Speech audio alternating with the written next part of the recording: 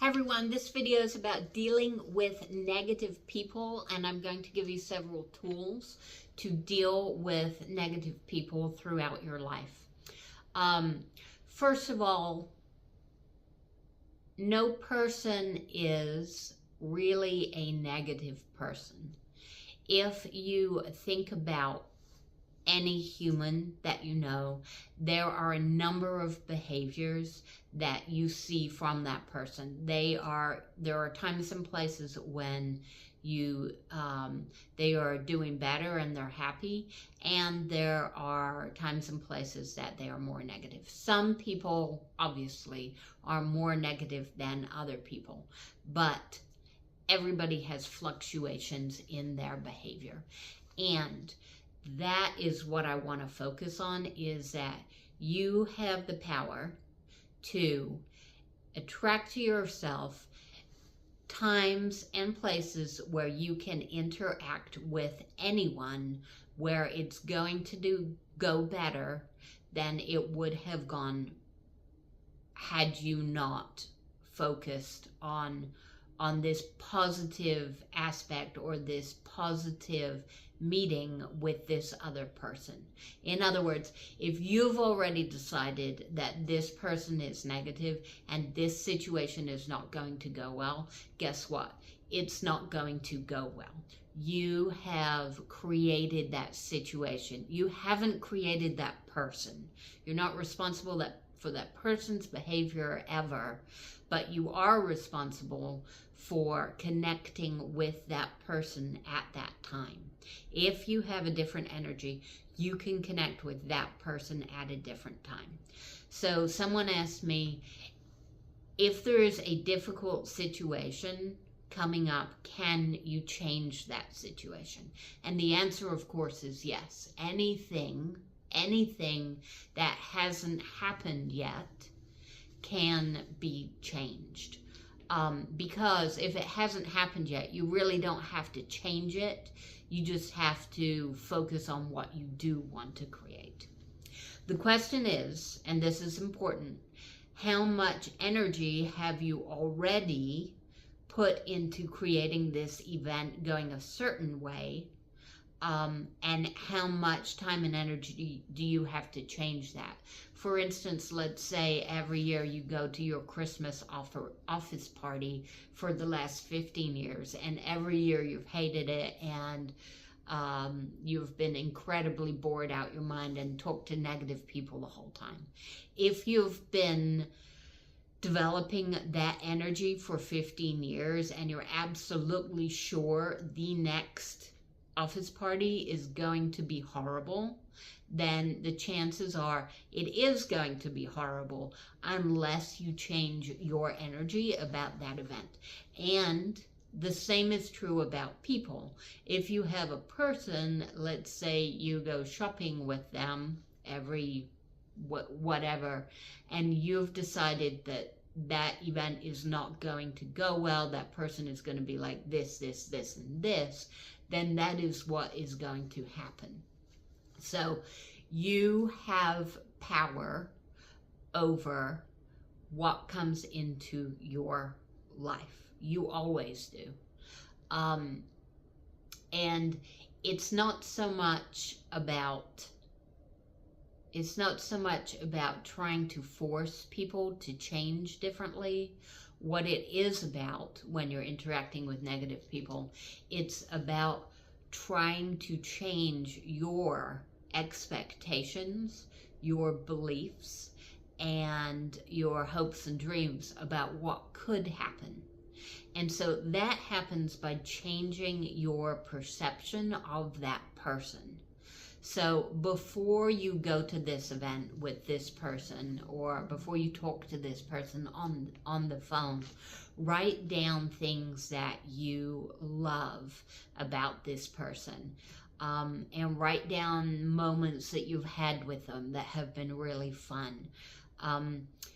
But it it has to come from a truthful place. You can't force yourself to feel better because of law of attraction. You can't take yourself of a place of feeling really icky and suddenly say, oh, I feel great about this person, because that's not how law of attraction works. It works gradually. There's a momentum, there's a buildup. So if you feel really icky about talking to this person, then what you need to think about and write about them when you're preparing for this situation is, oh, they're not really that bad. They're not trying to do anything bad. It's just that they've gotten into a bad place where they can't see how they're affecting other people. Or I understand why they're this way because their parents were the same way with them, and I guess they don't really know any different. So if you feel really negative about someone, the next step to feeling better is getting into a place of understanding, or just a little bit irritated or frustrated. It is opening yourself up to a little bit of empathy or sympathy, or just giving them a little bit of a break and allowing them to be human. And then, let's say you have a phone call with them, then they may be exactly the same. They may be just as negative as they always have been. However, you're now in a different place where it's not affecting you the way it was affecting you before. You're in the place where you're like, yeah, they're negative, but that's just who they are, and I understand why they're that way. It doesn't have to bring me down. It's not a reflection on me, on who I am, on my interaction with them. It's just who they are, and I have the choice not to take that on. So now you're dealing with it in a different way than you ever have before. And when you get to the place to where that person isn't annoying you to the same level as they were before, then you can allow into your expectations and into your hopes the idea, oh, I do remember we did have this fun time once, and think about that before the next phone call. The example, by the way, that I'm answering is talking to a mother that's very negative all the time, which is probably a lot of people have this experience. So you're not alone, whoever wrote in this question. So the next thing after getting to not so frustrated is getting more hopeful. Remembering, oh, we had that time where we did this and it really was fun. And I do remember a time when they weren't very negative and blah, blah, blah. And if it feels right at a certain time, you can bring up that fun experience. If it doesn't feel right, if they're being very negative, it's just going to go badly.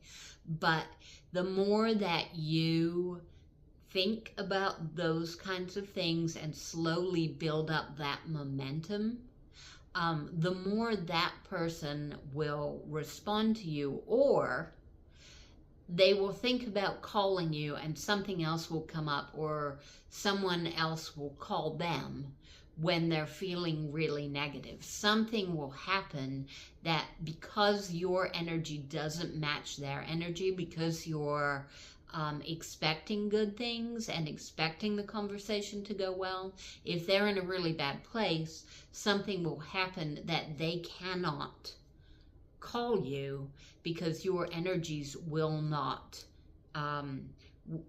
go together. There's no attraction there of energies. But if they're feeling very negative and you're expecting them to be negative, then you guys are a great match to have a conversation, because that goes together well and that can create a reality that you're both in sync with.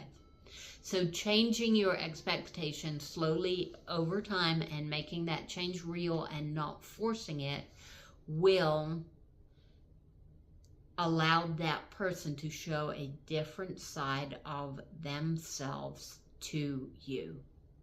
And you have created that space in your energy for something different to be shown to you. Now, if they really, really, really don't have it in them, then that they may just stop calling as much or ever. That is a possibility. If you get that, if you change your energy that much and how you feel about them that much, and they just can't come along, that can happen. But that really is up to them. That's not about you. By changing your energy, you're giving them an opportunity to show a different side of themselves to you.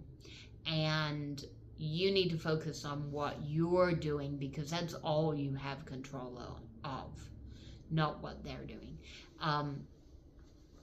And it's a very compassionate way to deal with people, because you're not trying to force them to change.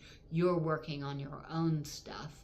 And that feels very powerful for you, whether they change or not. This is all about you getting ownership of your own life and your own energy, and standing in that place of loving someone and caring for them rather than being irritated by them feels better for you. I'm not saying there's anything bad with being irritated with someone else. There is not.